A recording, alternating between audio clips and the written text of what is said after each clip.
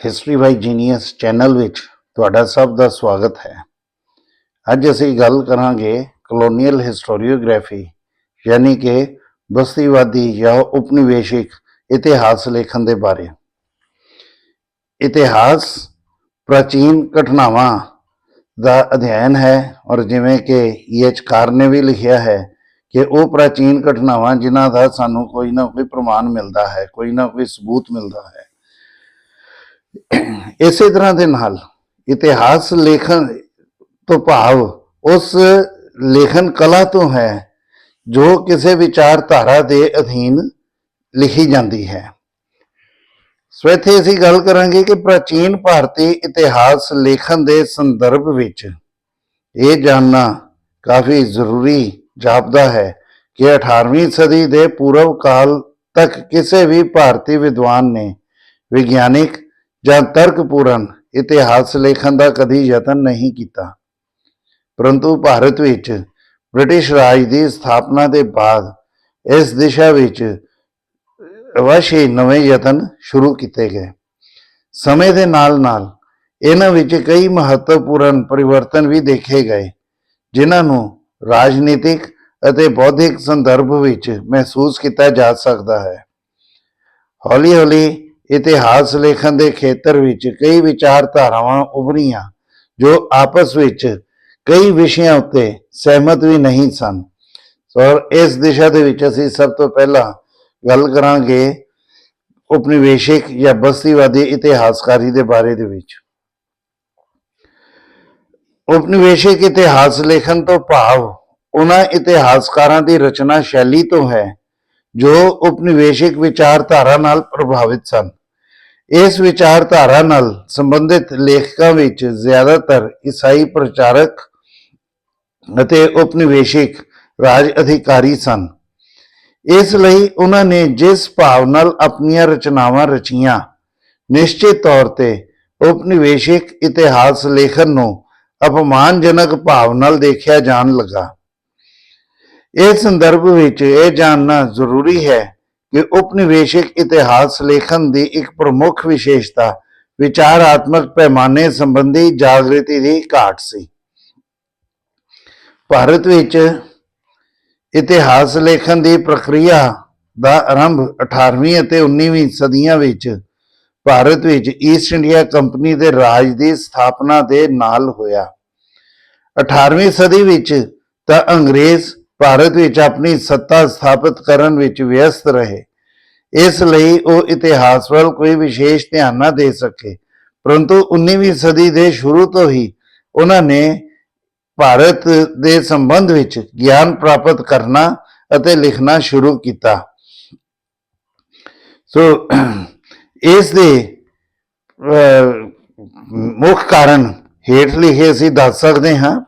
पहला है कि अंग्रेज भारत विच खुद नूं एक प्रमुख शक्ति के रूप विच स्थापित कर चुके सन। हुण उन्हां लई भारत विच अपनी शक्ति के प्रसार विच विशेष औकड़ नहीं रही सी। दूजा है कि यूरोप विच नेपोलियन के पतन के बाद अंग्रेज यूरोप की सर्वोच्च शक्ति बन चुके सन। तीजा है कि अंग्रेज भारत विच ईसाई धर्म का प्रसार करने लई इच्छुक सन। इस संदर्भ विच चार्ल्स ग्रांट ने 1792 ईस्वी विच अपनी रचना observations on the state of society among the Asiatic subjects of India विच लिखिया सी कि यह भारत के अंग्रेज शासकों की जिम्मेदारी है कि वह इस देश विच ईसाई धर्म की रोशनी फैला के उस हनेरे नूं दूर करन जो इतों के पुरातन धार्मिक अंधविश्वासां अते खोखले रस्म रिवाजां ने फैला रखे सन। इसके अलावा विश्व विच उद्योगिक क्रांति का आरंभ सब तो पहला इंग्लैंड विच ही होया। अंग्रेज भारत विच अपने उद्योगिक उत्पादना द्वारा अपनी आर्थिक स्थिति मजबूत करना चाहते सन। ये ताही संभव हो सकता सी जदों वो आर्थिक खेतर विच भी भारत नूं एक पिछड़िया होया देश दस सकते। ਸੋ ਐਸਾ ਨਹੀਂ ਕਿ ਅੰਗਰੇਜ਼ਾਂ ਨੂੰ ਭਾਰਤੀ ਇਤਿਹਾਸ ਦੇ ਪ੍ਰਤੀ ਕੋਈ ਵਿਸ਼ੇਸ਼ ਲਗਾਵ ਸੀ, ਬਲਕਿ ਇਸ ਦਾ ਗਿਆਨ ਪ੍ਰਾਪਤ ਕਰਨ ਦੇ ਪ੍ਰਤੀ ਉਤਸੁਕਤਾ ਉਹਨਾਂ ਦੀ ਰਾਜਨੀਤਿਕ ਮਜਬੂਰੀ ਬਣ ਚੁੱਕੀ ਸੀ। ਕੰਪਨੀ ਦੀਆਂ ਵੱਧਦੀਆਂ ਜ਼ਿੰਮੇਵਾਰੀਆਂ ਦੇ ਕਾਰਨ ਉਸ ਦੇ ਉੱਚ ਅਧਿਕਾਰੀਆਂ ਨੇ ਇਹ ਜਿਹੀ ਜ਼ਰੂਰਤ ਮਹਿਸੂਸ ਕੀਤੀ ਕਿ ਉਹ ਭਾਰਤੀਆਂ ਦੇ ਪਰੰਪਰਾਵਾਦੀ ਕਾਨੂੰਨਾਂ, ਆਦਤਾਂ, ਆਚਾਰ ਵਿਹਾਰ ਅਤੇ ਇਤਿਹਾਸ ਦੀ ਜਾਣਕਾਰੀ ਲੈਣ। ਸਿੱਟੇ ਵਜੋਂ ਸਰ ਵਿਲੀਅਮ ਜੋਨਸ ਦੇ ਯਤਨਾਂ ਦੇ ਸਿੱਟੇ ਵਜੋਂ 1784 ਈਸਵੀ ਵਿੱਚ Bengal Asiatic society of Bengal ਦੀ ਸਥਾਪਨਾ ਹੋਈ। ਬਾਅਦ ਵਿੱਚ ਚਾਰਲਸ ਵਿਲਕਿੰਸ ਅਤੇ ਜੇਮਸ ਪ੍ਰਿੰਸਪ ਨੇ ਇਸ ਨੂੰ ਵਿਕਸਿਤ ਕੀਤਾ। ਇਹਨਾਂ ਨੇ ਭਾਰਤੀ ਭਾਸ਼ਾਵਾਂ, ਸਾਹਿਤ ਅਤੇ ਸੰਸਕ੍ਰਿਤੀ ਵਿੱਚ ਗਹਿਰੀ ਦਿਲਚਸਪੀ ਲਈ, ਪਰੰਤੂ ਭਾਰਤੀ ਅਧਿਐਨ ਨੂੰ ਜਰਮਨ ਦੇ ਵਿਦਵਾਨ ਐਫ ਮੈਕਸ ਮੂਲਰ ਨੇ ਨਵੀਂ ਦਿਸ਼ਾ ਪ੍ਰਦਾਨ ਕੀਤੀ। ਉਸਨੇ ਪ੍ਰਾਚੀਨ ਭਾਰਤੀ ਭਾਸ਼ਾਵਾਂ, ਸਾਹਿਤ ਅਤੇ ਧਰਮ ਦਾ ਅਧਿਐਨ ਕੀਤਾ ਅਤੇ ਭਾਰਤੀ ਇਤਿਹਾਸ ਸੰਬੰਧੀ ਕਈ ਖੋਜਾਂ ਕੀਤੀਆਂ। 18ਵੀਂ ਅਤੇ 19ਵੀਂ ਸਦੀਆਂ ਵਿੱਚ ਭਾਰਤ ਨਾਲ ਸੰਬੰਧਿਤ ਲੇਖ ਯੂਰਪੀਨਾਂ ਦੇ ਹੱਥ ਵਿੱਚ ਹੀ ਰਹੇ। ਉਹਨਾਂ ਨੇ ਪ੍ਰਾਚੀਨ ਭਾਰਤ ਨੂੰ ਨੇਸ਼ਨ ਆਫ ਫਿਲਾਸਫਰਸ ਯਾਨੀ ਕਿ ਦਾਰਸ਼ਨਿਕਾਂ ਦਾ ਦੇਸ਼ ਦੇ ਰੂਪ ਵਿੱਚ ਪ੍ਰਸਤੁਤ ਕੀਤਾ। ਉਹਨਾਂ ਨੇ ਇਹ ਧਾਰਨਾ ਵੀ ਬਣਾਈ ਕਿ ਪ੍ਰਾਚੀਨ ਭਾਰਤੀਆਂ ਵਿੱਚ ਰਾਜਨੀਤਿਕ ਅਤੇ ਬੌਧਿਕ ਚਿੰਤਨ ਦੀ ਘਾਟ ਸੀ। ਉਹਨਾਂ ਨੂੰ ਇਤਿਹਾਸ ਦਾ ਗਿਆਨ ਨਹੀਂ ਸੀ ਅਤੇ ਉਹ ਨਿਰੰਕੁਸ਼ ਸੱਤਾ ਦੇ ਪੱਖਪਾਤੀ ਸਨ। ਪਰੰਤੂ ਪੱਛਮੀ ਵਿਦਵਾਨਾਂ ਦਾ ਇੱਕ ਦਲ ਇਹਨਾਂ ਮੁੱਢਲੇ ਵਿਦਵਾਨਾਂ ਦੇ ਪੱਖ ਵਿੱਚ ਨਹੀਂ ਸੀ। ਇਹਨਾਂ ਵਿੱਚ ਚਾਰਲਸ ਗ੍ਰਾਂਟ ਦੀ ਅਗਵਾਈ ਵਾਲੇ ਈਸਾਈ ਧਰਮ ਪ੍ਰਚਾਰਕ ਅਤੇ ਜੇਮਸ ਮਿਲ ਵਰਗੇ ਯੂਟਿਲਿਟੇਰੀਅਨਸ ਯਾਨੀ ਕਿ ਉਪਯੋਗਤਾਵਾਦੀ ਪ੍ਰਮੁੱਖ ਸਨ। ਮਿਲ ਨੇ 1806 ਈਸਵੀ ਤੋਂ 1818 ਈਸਵੀ ਦੇ ਦਰਮਿਆਨ ਹਿਸਟਰੀ ਆਫ ਬ੍ਰਿਟਿਸ਼ ਇੰਡੀਆ ਦੀ 6 ਭਾਗਾਂ ਵਿੱਚ ਰਚਨਾ ਕੀਤੀ। ਇਸ ਵਿੱਚ ਪਹਿਲੇ 3 ਭਾਗ ਪ੍ਰਾਚੀਨ ਅਤੇ ਮੱਧਕਾਲੀਨ ਭਾਰਤ ਨਾਲ ਸੰਬੰਧਿਤ ਸਨ, ਜਦਕਿ ਬਾਕੀਆਂ ਅੰਦਰ ਭਾਰਤ ਵਿੱਚ ਬ੍ਰਿਟਿਸ਼ ਕਾਲ ਦਾ ਉਲੇਖ ਹੈ। ਇੱਥੇ ਇਹ ਤੱਥ ਵੀ ਧਿਆਨ ਦੇਣ ਯੋਗ ਹੈ ਕਿ ਮਿਲ ਕਦੀ ਭਾਰਤ ਨਹੀਂ ਆਇਆ ਅਤੇ ਉਸਨੇ ਜੋ ਕੁਝ ਵੀ ਲਿਖਿਆ ਉਹ ਹੋਰ ਅੰਗਰੇਜ਼ ਲੇਖਕਾਂ ਦੀਆਂ ਰਚਨਾਵਾਂ ਤੇ ਹੀ ਆਧਾਰਿਤ ਸੀ। ਮਿਲ ਹਿੰਦੂਆਂ ਨੂੰ ਮੁਸਲਮਾਨਾਂ ਦੇ ਮੁਕਾਬਲੇ ਹੀਨ ਮੰਨਦਾ ਹੈ। ਉਸ ਦਾ ਮੰਨਣਾ ਹੈ ਕਿ ਮੁਸਲਿਮ ਰਾਜ ਹਿੰਦੂ ਰਾਜ ਦੇ ਮੁਕਾਬਲੇ ਵਧੀਆ ਸੀ, ਜਦਕਿ ਬ੍ਰਿਟਿਸ਼ ਰਾਜ ਦੋਨਾਂ ਤੋਂ ਹੀ ਸ਼੍ਰੇਸ਼ਟ ਹੈ। ਭਾਵੇਂ ਕਿ ਮਿਲ ਦੀ ਰਚਨਾ ਕਾਫੀ ਲੋਕਪ੍ਰਿਯ ਹੋਈ, ਪਰੰਤੂ ਵਿਲਸਨ ਉਸ ਦਾ ਕੱਟੜ ਆਲੋਚਕ ਬਣ ਕੇ ਉਭਰਿਆ। ਉਸਨੇ ਅੰਗਰੇਜ਼ਾਂ ਦੇ ਮੁਕਾਬਲੇ ਹਿੰਦੂਆਂ ਨੂੰ ਹੀਨ ਮੰਨਣ ਦੇ ਪ੍ਰਸ਼ਨ ਤੇ ਪੁੱਛਿਆ ਕਿ ਕੀ ਕੋਈ ਇਸ ਗੱਲ ਦਾ ਦਾਅਵਾ ਕਰ ਸਕਦਾ ਹੈ ਕਿ ਸੀਜ਼ਰ ਦੇ ਯੁੱਗ ਵਿੱਚ ਅੰਗਰੇਜ਼ ਉਸ ਕਾਲ ਦੇ ਹਿੰਦੂਆਂ ਨਾਲੋਂ ਵਧੇਰੇ ਸਭਿਅ ਅਤੇ ਸੰਸਕ੍ਰਿਤ ਸਨ। ਉਸ ਦਾ ਇਹ ਵੀ ਮੰਨਣਾ ਸੀ ਕਿ ਮਿਲ ਦੇ ਅਜਿਹੇ ਵਿਚਾਰ ਅੰਗਰੇਜ਼ਾਂ ਅਤੇ ਭਾਰਤੀਆਂ ਦੇ ਦਰਮਿਆਨ ਮਿੱਤਰਤਾ ਸੰਬੰਧਾਂ ਨੂੰ ਡੂੰਘੀ ਸੱਟ ਮਾਰ ਸਕਦੇ ਹਨ। ਇਸ ਦਾ ਇੱਕ ਵੱਡਾ ਕਾਰਨ ਇਹ ਸੀ ਕਿ ਇਹ ਰਚਨਾ ਉਹਨਾਂ ਸਭ ਅੰਗਰੇਜ਼ਾਂ ਲਈ ਪੜ੍ਹਨਾ ਲਾਜ਼ਮੀ ਸੀ ਜੋ ਭਾਰਤ ਵਿੱਚ ਪ੍ਰਸ਼ਾਸਨਿਕ ਸੇਵਾਵਾਂ ਲਈ ਪ੍ਰੀਖਿਆ ਦੀ ਤਿਆਰੀ ਕਰ ਰਹੇ ਸਨ। ਫਿਰ ਵੀ ਜਿਵੇਂ ਡਾਕਟਰ ਆਰ.ਸੀ. ਮਜੂਮਦਾਰ ਨੇ ਲਿਖਿਆ ਹੈ ਕਿ ਉਸ ਸਮੇਂ ਅਜੇ ਕੋਈ ਪੁਸਤਕ ਉਪਲਬਧ ਨਹੀਂ ਸੀ ਜੋ ਕਿਸੇ ਇਤਿਹਾਸਕਾਰ ਦੁਆਰਾ ਲਿਖੀ ਗਈ। ਇਸ ਦੌਰਾਨ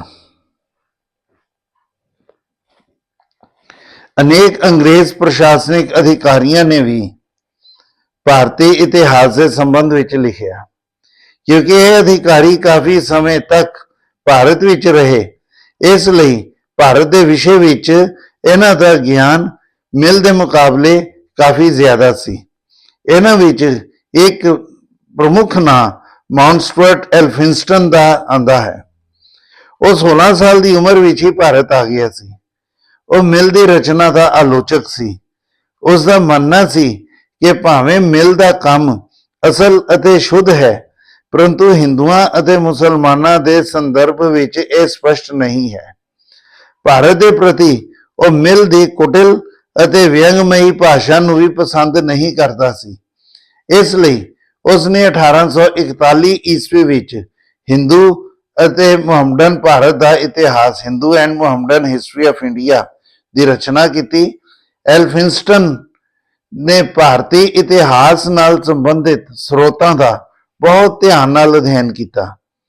ਉਸਨੇ ਪ੍ਰਾਚੀਨ ਭਾਰਤੀ ਇਤਿਹਾਸ ਦੀਆਂ ਘਟਨਾਵਾਂ ਦਾ ਬਹੁਤ ਸੰਖੇਪ ਵੇਰਵਾ ਦਿੱਤਾ ਹੈ, ਭਾਵੇਂ ਕਿ ਉਸ ਕਾਲ ਦੀਆਂ ਸੱਭਿਆਚਾਰੀ ਸਫਲਤਾਵਾਂ ਦਾ ਉਲੇਖ ਕਾਫੀ ਵਿਸਤਾਰ ਵਿੱਚ ਹੈ। ਉਸਨੇ ਹਿੰਦੂਆਂ ਦੀ ਪ੍ਰਸ਼ਾਸਨਿਕ ਵਿਵਸਥਾ, ਸਮਾਜ, ਧਰਮ, ਸਾਹਿਤ, ਦਰਸ਼ਨ, ਕਲਾ, ਵਿਗਿਆਨ, ਰੀਤੀ ਰਿਵਾਜ, ਵਪਾਰ ਅਤੇ ਵਣਜ ਦਾ ਵਿਸਥਾਰਪੂਰਵਕ ਵਰਣਨ ਕੀਤਾ ਹੈ। ਐਲਫਿੰਸਟਨ ਨੂੰ ਭਾਰਤ ਦੇ ਸੱਭਿਆਚਾਰੀ ਇਤਿਹਾਸ ਦਾ ਸੰਸਥਾਪਕ ਮੰਨਿਆ ਜਾਂਦਾ ਹੈ। Rise of British power in the East, ਭਾਵ ਕਿ ਪੂਰਬ ਵਿੱਚ ਬ੍ਰਿਟਿਸ਼ ਸ਼ਕਤੀ ਦਾ ਇਤਿਹਾਸ ਵਿੱਚ ਹੈਸਟਿੰਗਸ ਦੇ ਸ਼ਾਸਨ ਤੱਕ ਅੰਗਰੇਜ਼ੀ ਰਾਜ ਦੇ ਪ੍ਰਸਾਰ ਅਤੇ ਸੰਗਠਨ ਦਾ ਉਲੇਖ ਮਿਲਦਾ ਹੈ।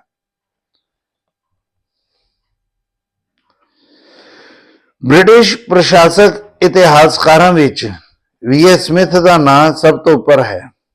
ਉਹ 1869 ਈਸਵੀ ਵਿੱਚ ਭਾਰਤੀ ਪ੍ਰਸ਼ਾਸਨਿਕ ਸੇਵਾ ਨਾਲ ਜੁੜਿਆ ਅਤੇ 1900 ਈਸਵੀ ਵਿੱਚ ਰਿਟਾਇਰ ਹੋ ਕੇ ਡਬਲਿਨ ਵਿੱਚ ਭਾਰਤੀ ਇਤਿਹਾਸ ਦਾ ਅਧਿਆਪਨ ਕਰਨ ਲੱਗਾ। ਸਮਿਥ ਦਾ ਮੰਨਣਾ ਸੀ ਕਿ ਅਜੋਕੇ ਭਾਰਤ ਨੂੰ ਜਾਣਨ ਅਤੇ ਭਾਰਤ ਦੀਆਂ ਮੂਲਭੂਤ ਸਮੱਸਿਆਵਾਂ ਨੂੰ ਜਾਣਨ ਤੇ ਉਹਨਾਂ ਦੇ ਹੱਲ ਲਈ ਪ੍ਰਾਚੀਨ ਭਾਰਤ ਦਾ ਅਧਿਐਨ ਜ਼ਰੂਰੀ ਹੈ। ਉਸਨੇ 1904 ਈਸਵੀ ਵਿੱਚ ਅਰਲੀ ਹਿਸਟਰੀ ਆਫ ਇੰਡੀਆ ਦੀ ਰਚਨਾ ਕੀਤੀ, ਜਿਸ ਵਿੱਚ ਪ੍ਰਾਚੀਨ ਭਾਰਤੀ ਇਤਿਹਾਸ ਦਾ ਵੇਰਵਾ ਮਿਲਦਾ ਹੈ। 1919 ਈਸਵੀ ਵਿੱਚ ਇੱਕ ਹੋਰ ਗ੍ਰੰਥ ਆਕਸਫੋਰਡ ਹਿਸਟਰੀ ਆਫ ਇੰਡੀਆ ਦੀ ਰਚਨਾ ਕੀਤੀ ਗਈ। ਉਸ ਦੀਆਂ ਇਹ ਦੋਨੋਂ ਰਚਨਾਵਾਂ ਭਾਰਤ ਦੀ ਸੁਤੰਤਰਤਾ ਤੱਕ ਕਾਲਜਾਂ ਤੇ ਯੂਨੀਵਰਸਿਟੀਆਂ ਵਿੱਚ ਪ੍ਰਮੁੱਖ ਪਾਠ ਪੁਸਤਕ ਦੇ ਤੌਰ ਤੇ ਪੜ੍ਹੀਆਂ ਜਾਂਦੀਆਂ ਰਹੀਆਂ। ਇਹਨਾਂ ਦੇ ਇਲਾਵਾ ਉਸਨੇ ਕਈ ਹੋਰ ਪੁਸਤਕਾਂ ਦੀ ਵੀ ਰਚਨਾ ਕੀਤੀ, ਜਿਨ੍ਹਾਂ ਵਿੱਚ ਭਾਰਤ ਅਤੇ ਸਿਲੋਨ ਵਿੱਚ ਲਲਿਤ ਕਲਾ ਦਾ ਇਤਿਹਾਸ, history of fine arts in India and Ceylon ਅਤੇ ਅਕਬਰ ਦਾ ਜੀਵਨ ਚਰਿਤ, ਅਕਬਰ ਦੀ ਗ੍ਰੇਟ ਮੁਗਲ ਸ਼ਾਮਿਲ ਹਨ। ਉਸ ਦਾ ਵਿਸ਼ਵਾਸ ਸੀ ਕਿ ਭਾਰਤ ਵਿੱਚ ਨਿਰੰਕੁਸ਼ ਸ਼ਾਸਕਾਂ ਦੀ ਇੱਕ ਲੰਬੀ ਪਰੰਪਰਾ ਰਹੀ ਹੈ। ਉਸਨੇ ਭਾਰਤੀ ਰਾਜਿਆਂ ਦੀ ਨਿਸ਼ਠੁਰਤਾ ਦਾ ਵਰਣਨ ਵੀ ਅਤੇ ਰਚਨਾ ਵਿੱਚ ਹੀ ਕੀਤਾ ਹੈ।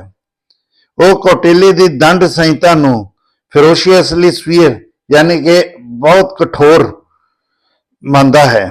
ਸਮਿਥ ਭਾਰਤ ਦੀ ਰਾਜਨੀਤਿਕ ਏਕਤਾ ਨੂੰ ਥੋੜੇ ਸਮੇਂ ਲਈ ਮੰਨਦਾ ਹੈ ਅਤੇ ਉਸ ਦਾ ਵਿਸ਼ਵਾਸ ਹੈ ਕਿ ਜਦੋਂ ਵੀ ਦੇਸ਼ ਦੀ ਕੇਂਦਰੀ ਸੱਤਾ ਕਮਜ਼ੋਰ ਹੋਈ, ਉਦੋਂ ਇੱਥੇ ਅਰਾਜਕਤਾ ਅਤੇ ਅਵਿਵਸਥਾ ਫੈਲੀ। ਉਸ ਦਾ ਇਹ ਵੀ ਮੰਨਣਾ ਸੀ ਕਿ ਨਿਰੰਕੁਸ਼ਤਾ ਅਤੇ ਤਾਨਾਸ਼ਾਹੀ ਪ੍ਰਾਚੀਨ ਭਾਰਤ ਵਿੱਚ ਪ੍ਰਚਲਿਤ ਰਾਜਨੀਤਿਕ ਸਰੂਪ ਸਨ, ਜਿਨ੍ਹਾਂ ਦੇ ਕਾਰਨ ਭਾਰਤ ਵਿੱਚ ਪ੍ਰਗਤੀ ਨਹੀਂ ਹੋ ਸਕੀ। ਪਰੰਤੂ ਬ੍ਰਿਟਿਸ਼ ਨਿਰੰਕੁਸ਼ਤਾ ਨਾ ਸਿਰਫ ਉਦਾਰਵਾਦੀ ਹੈ, ਬਲਕਿ ਭਾਰਤ ਲਈ ਜ਼ਰੂਰੀ ਵੀ ਹੈ। ਜਿੱਥੋਂ ਤੱਕ ਰਾਸ਼ਟਰੀ ਅੰਦੋਲਨ ਦੀਆਂ ਸੰਭਾਵਨਾਵਾਂ ਅਤੇ ਭਾਰਤੀਆਂ ਦੁਆਰਾ ਆਪਣੇ ਮੁਕੱਦਰ ਦਾ ਨਿਰਧਾਰਨ ਕਰਨ ਦਾ ਪ੍ਰਸ਼ਨ ਸੀ, ਸਮਿਥ ਨੇ ਇਸ ਨੂੰ ਜ਼ਿਆਦਾ ਤਵੱਜੋ ਨਹੀਂ ਦਿੱਤੀ। ਇੱਥੇ ਅਸੀਂ ਇੱਕ ਹੋਰ ਵਿਦਵਾਨ E.B. ਹੈਵਲ ਦੀ ਗੱਲ ਕਰਾਂਗੇ। 1918 ਵਿੱਚ ਪ੍ਰਕਾਸ਼ਿਤ ਆਪਣੇ ਗ੍ਰੰਥ The History of Aryan Rule in India ਵਿੱਚ ਵਿਚਾਰ ਪ੍ਰਗਟ ਕੀਤਾ ਹੈ ਕਿ ਭਾਰਤ ਵਿੱਚ ਜੋ ਵੀ ਚੰਗਾ ਹੋਇਆ ਹੈ ਉਹ ਸਭ ਆਰਿਆਂ ਦੇ ਕਾਰਨ ਹੋਇਆ ਹੈ, ਵਿਸ਼ੇਸ਼ ਤੌਰ ਤੇ ਪੰਚਾਇਤਾਂ ਦਾ ਗ੍ਰਾਮੀਣ ਲੋਕਤੰਤਰ ਅਤੇ ਕਾਨੂੰਨ ਦਾ ਸ਼ਾਸਨ। ਪਰੰਤੂ ਉਸਨੇ ਇਹ ਧਾਰਨਾ ਪ੍ਰਗਟ ਕੀਤੀ ਕਿ ਅੰਗਰੇਜ਼ ਅਤੇ ਭਾਰਤੀ ਦੋਵੇਂ ਆਰੀ ਜਾਤੀ ਨਾਲ ਸੰਬੰਧਿਤ ਹਨ। ਇਸ ਲਈ ਇੰਗਲੈਂਡ ਨੂੰ ਬ੍ਰਿਟਿਸ਼ ਰਾਜ ਦੇ ਅਧੀਨ ਭਾਰਤ ਵਿੱਚ ਸਵੈ ਸ਼ਾਸਨ ਨੂੰ ਉਤਸ਼ਾਹਿਤ ਕਰਨਾ ਚਾਹੀਦਾ ਹੈ। ਅੱਗੇ ਗੱਲ ਅਸੀਂ ਕਰਾਂਗੇ ਕਾਨੂੰਨੀ ਇਤਿਹਾਸ ਲੇਖਕਾਂ ਦੀ। ਇਹਦੇ ਵਿੱਚ ਪਹਿਲਾ ਨਾਮ ਆਉਂਦਾ ਹੈ ਸਰ ਹੈਨਰੀ ਮੇਨ ਦਾ। ਉਹ ਕੁਝ ਸਮੇਂ ਲਈ ਗਵਰਨਰ ਜਨਰਲ ਦੀ ਪਰਿਸ਼ਦ ਵਿੱਚ ਕਾਨੂੰਨੀ ਮੈਂਬਰ ਵੀ ਰਿਹਾ। ਉਸਨੇ ਪ੍ਰਾਚੀਨ ਭਾਰਤ ਦੀਆਂ ਕਾਨੂੰਨੀ ਸੰਸਥਾਵਾਂ ਦਾ ਅਧਿਐਨ ਕੀਤਾ ਔਰ 1861 ਈਸਵੀ ਵਿੱਚ ਉਸਨੇ ਐਂਸ਼ੀਅੰਟ ਲਾਅ ਦੀ ਰਚਨਾ ਕੀਤੀ, ਜਿਸ ਨੂੰ ਇਤਿਹਾਸ ਵਿੱਚ ਭਾਰਤ ਦੀਆਂ ਪੇਂਡੂ ਸਭਾਵਾਂ ਦੇ ਅਧਿਐਨ ਦਾ ਮੋਢੀ ਮੰਨਿਆ ਜਾਂਦਾ ਹੈ। ਉਸਨੇ ਰੋਮਨ ਕਾਨੂੰਨ ਦੇ ਦਾਇਰੇ ਤੋਂ ਬਾਹਰ ਕਾਨੂੰਨ ਅਤੇ ਇਸ ਦੀਆਂ ਸੰਸਥਾਵਾਂ ਨੂੰ ਦੇਖਣ ਦੀ ਯੂਰਪੀਅਨ ਵਿਚਾਰਧਾਰਾ ਨੂੰ ਹੀ ਬਦਲ ਦਿੱਤਾ।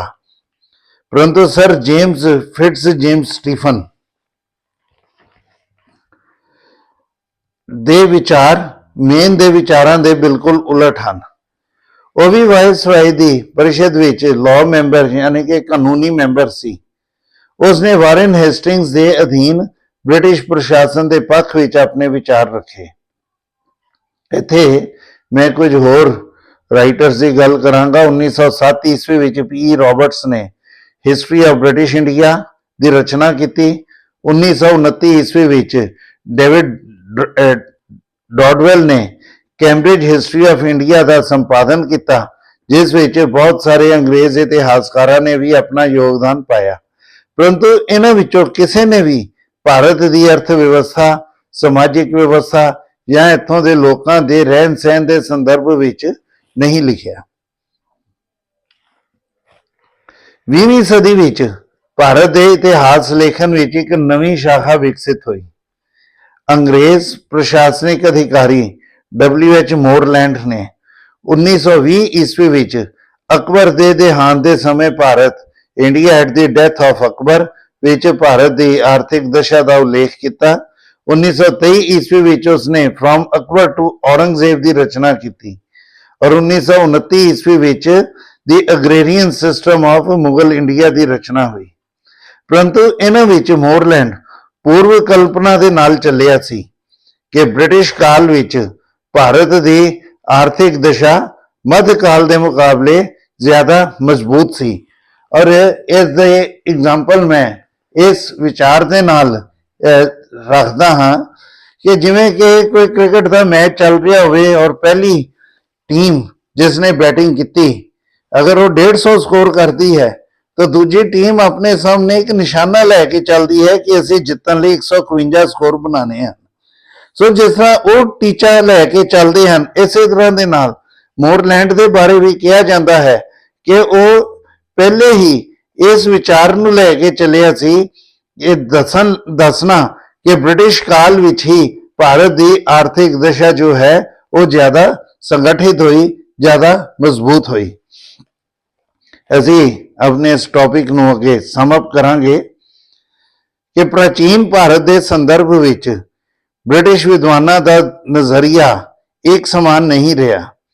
ਇਸ ਸੰਬੰਧ ਵਿੱਚ ਉਹਨਾਂ ਨੇ ਜੋ ਕੁਝ ਵੀ ਲਿਖਿਆ ਉਹ ਉਪਨਿਵੇਸ਼ਿਕ ਸ਼ਾਸਨ ਦੀਆਂ ਜ਼ਰੂਰਤਾਂ ਅਤੇ ਉਸ ਦੁਆਰਾ ਭਾਰਤੀ ਸੋਮਿਆਂ ਦੇ ਦੋਹਨ ਦੇ ਉਦੇਸ਼ ਨਾਲ ਲਿਖਿਆ ਗਿਆ।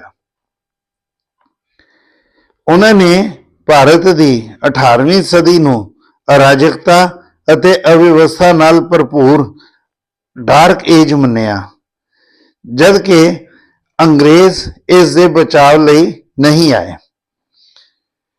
ਉਹ ਭਾਰਤੀ ਸਮਾਜ ਨੂੰ ਗਤੀਹੀਨ ਅਤੇ ਅੰਧ ਵਿਸ਼ਵਾਸੀ ਮੰਨਦੇ ਹਨ, ਜਿਸ ਦੇ ਵਿਕਾਸ ਦਾ ਮਾਰਗ ਬੰਦ ਹੋ ਚੁੱਕਾ ਸੀ। ਪਰੰਤੂ ਅੰਗਰੇਜ਼ਾਂ ਨੇ ਹੀ ਉਹਨਾਂ ਨੂੰ ਪ੍ਰਗਤੀ ਦੀ ਰਾਹ ਤੇ ਚੱਲਣਾ ਸਿਖਾਇਆ। ਐਡਮੰਡ ਬਰਕ ਨੇ ਇਸ ਸੰਦਰਭ ਵਿੱਚ ਲਿਖਿਆ ਸੀ ਕਿ ਅੰਗਰੇਜ਼ਾਂ ਦੁਆਰਾ ਭਾਰਤ ਵਿੱਚ ਉਪਨਿਵੇਸ਼ਿਕ ਰਾਜ ਦੀ ਸਥਾਪਨਾ ਦੇ ਗੁਨਾਹ ਨੂੰ ਇੱਥੇ ਨਿਆਂਪੂਰਨ ਰਾਜ ਦੀ ਸਥਾਪਨਾ ਨਾਲ ਨਿਰਪੱਖ ਕੀਤਾ ਜਾ ਸਕਦਾ ਹੈ। ਇਸ ਪ੍ਰਤੀਕਿਰਿਆ ਵਿੱਚ ਉਹਨਾਂ ਨੇ ਕਈ ਇਤਿਹਾਸਿਕ ਸੋਮਿਆਂ ਨੂੰ ਵੀ ਵਿਗਾੜ ਦਿੱਤਾ। ਪਰੰਤੂ ਇਸ ਦਾ ਇੱਕ ਚੰਗਾ ਪਹਿਲੂ ਇਹ ਰਿਹਾ ਕਿ ਉਸ ਸਮੇਂ ਯੂਰਪ ਵਿੱਚ ਪ੍ਰਚਲਿਤ ਇਤਿਹਾਸਿਕ ਖੋਜ ਅਤੇ ਪੁਨਰ ਨਿਰਮਾਣ ਦੀਆਂ ਆਧੁਨਿਕ ਪ੍ਰਣਾਲੀਆਂ ਨੂੰ ਭਾਰਤ ਵਿੱਚ ਵੀ ਪਹਿਲੀ ਵਾਰ ਅਪਣਾਇਆ ਜਾਣ ਲੱਗਾ। ਇਤਿਹਾਸਿਕ ਖੋਜ ਦੇ ਲਈ ਭਾਸ਼ਾ ਵਿਗਿਆਨ ਅਤੇ ਪੌਰਾਣਿਕ ਗਾਥਾਵਾਂ ਦੇ ਮਹੱਤਵ ਨੂੰ ਅਪਣਾਇਆ ਜਾਣ ਲੱਗਾ। ਬ੍ਰਾਹਮੀ ਲਿਪੀ ਨੂੰ ਸਮਝਣ ਵਿੱਚ ਸਫਲਤਾ ਪ੍ਰਾਪਤ ਹੋਈ, ਜਿਸ ਨੇ ਅਸ਼ੋਕ ਦੇ ਸ਼ਿਲਾਲੇਖਾਂ ਨਾਲ ਸੰਬੰਧਿਤ ਕਈ ਸਮੱਸਿਆਵਾਂ ਨੂੰ ਵੀ ਹੱਲ ਕਰ ਦਿੱਤਾ ਅਤੇ ਭਾਰਤੀ ਇਤਿਹਾਸ ਦੇ ਪੁਨਰ ਨਿਰਮਾਣ ਵਿੱਚ ਸ਼ਿਲਾਲੇਖਾਂ ਨੂੰ ਵਿਸ਼ੇਸ਼ ਮਹੱਤਤਾ ਦਿੱਤੀ ਜਾਣ ਲੱਗੀ। ਭਾਰਤ ਨੂੰ father of the ਰੈਨੇਸਾਂ in the East ਵਜੋਂ ਪੇਸ਼ ਕਰਕੇ ਪ੍ਰਸ਼ੰਸਾ ਕੀਤੀ ਜਾਣ ਲੱਗੀ, ਪਰੰਤੂ ਰਾਜਨੀਤਿਕ ਖੇਤਰ ਵਿੱਚ ਭਾਰਤ ਨੂੰ ਅਵਸ਼ ਹੀ ਇੱਕ ਪਛੜਿਆ ਹੋਇਆ ਦੇਸ਼ ਮੰਨਿਆ ਗਿਆ। ਆਪਣੀ ਪ੍ਰਸਿੱਧ ਪੁਸਤਕ ਅਰਲੀ ਹਿਸਟਰੀ ਆਫ ਇੰਡੀਆ ਵਿੱਚ ਸਮਿਥ ਨੇ ਲਗਭਗ 40 ਪੰਨੇ ਭਾਰਤ ਉੱਤੇ ਸਿਕੰਦਰ ਦੇ ਹਮਲੇ ਉੱਤੇ ਹੀ ਲਿਖ ਦਿੱਤੇ, ਜਿਸ ਦਾ ਮੰਤਵ ਇਹ ਦੱਸਣਾ ਸੀ ਕਿ ਭਾਵੇਂ ਭਾਰਤ ਦੀ ਸੈਨਿਕ ਗਿਣਤੀ ਬਹੁਤ ਜ਼ਿਆਦਾ ਸੀ, ਪਰੰਤੂ ਤਕਨੀਕੀ ਤੌਰ ਤੇ ਉਹ ਯੂਰਪੀਨਾਂ ਦੇ ਸਾਹਮਣੇ ਠਹਿਰ ਹੀ ਨਹੀਂ ਸਕਦੇ ਸਨ। ਸੋ 19ਵੀਂ ਸਦੀ ਤੱਕ ਅਨੇਕ ਪੱਛਮੀ ਵਿਦਵਾਨਾਂ ਨੇ ਭਾਰਤ ਦੀ ਸੱਭਿਆਚਾਰਕ ਉਪਲਬਧੀਆਂ ਯਾਨੀ ਕਿ ਸੱਭਿਆਚਾਰਕ ਪ੍ਰਾਪਤੀਆਂ ਤੇ ਵੀ ਪ੍ਰਸ਼ਨ ਚਿੰਨ੍ਹ ਲਗਾਉਣੇ ਸ਼ੁਰੂ ਕਰ ਦਿੱਤੇ। ਉਦਾਹਰਨ ਵਜੋਂ ਐਲਫਿੰਸਟਨ ਨੇ ਮਿਲ ਦੇ ਵਿਚਾਰਾਂ ਨੂੰ ਦੁਹਰਾਉਂਦੇ ਹੋਏ ਲਿਖਿਆ ਸੀ ਕਿ ਭਾਰਤੀਆਂ ਦਾ ਸਭ ਤੋਂ ਵੱਡਾ ਔਗੁਣ ਇਹੀ ਹੈ ਕਿ ਉਹ ਸੱਚਾਈ ਦੀ ਖੋਜ ਵਿੱਚ ਪੂਰਬ ਦੇ ਬਹੁਤ ਸਾਰੇ ਹੋਰ ਦੇਸ਼ਾਂ ਨਾਲੋਂ ਕਾਫੀ ਅੱਗੇ ਨਿਕਲ ਜਾਂਦੇ ਹਨ। ਭਾਰਤ ਦੀਆਂ ਸਫਲਤਾਵਾਂ ਨੂੰ ਪੱਛਮ ਤੋਂ ਪ੍ਰੇਰਿਤ ਜਾਂ ਉਧਾਰ ਲਈਆਂ ਗਈਆਂ ਦੱਸਿਆ ਗਿਆ। ਸੋ ਇਹ ਸਾਡਾ ਟੌਪਿਕ ਕਲੋਨੀਅਲ ਹਿਸਟੋਰੀਓਗ੍ਰਾਫੀ। ਪੰਜਾਬੀ ਦੇ ਵਿੱਚ ਕਈ ਸਾਡੇ ਦੋਸਤਾਂ ਦੀ ਡਿਮਾਂਡ ਸੀ ਕਿ ਪੰਜਾਬੀ ਦੇ ਵਿੱਚ ਵੀ ਇਹ ਟੌਪਿਕ ਜੋ ਹੈ ਇਸ ਨੂੰ ਪੇਸ਼ ਕੀਤਾ ਜਾਏ। ਸੋ ਮੈਂ ਉਮੀਦ ਕਰਦਾ ਹਾਂ ਕਿ ਤੁਹਾਨੂੰ ਇਹ ਟੌਪਿਕ ਪਸੰਦ ਆਇਆ ਹੋਵੇਗਾ। ਸੋ ਇਸ ਨੂੰ ਲਾਈਕ ਕਰੋ, ਆਪਣੇ ਦੋਸਤਾਂ ਵਿੱਚ ਸ਼ੇਅਰ ਕਰੋ ਅਤੇ ਸਬਸਕ੍ਰਾਈਬ ਵੀ ਕਰੋ ਜਿਨ੍ਹਾਂ ਨੇ ਅਜੇ ਤੱਕ ਨਹੀਂ ਕੀਤਾ। ਅਗਰ ਕਿਸੇ ਵੀ ਟੌਪਿਕ ਦੇ ਬਾਰੇ ਇਸ ਟੌਪਿਕ ਦੇ ਬਾਰੇ ਅਗਰ ਕੋਈ ਵੀ ਤੁਹਾਨੂੰ ਮੁਸ਼ਕਲ ਲੱਗੇ ਜਾਂ ਕੋਈ ਵੀ ਕੁਐਰੀ ਹੋਵੇ, ਕੋਈ ਵੀ ਪ੍ਰਸ਼ਨ ਹੋਏ ਤਾਂ ਕਮੈਂਟ ਬਾਕਸ ਵਿੱਚ ਜਾ ਕੇ ਤੁਸੀਂ ਲਿਖ ਸਕਦੇ ਹੋ। ਧੰਨਵਾਦ।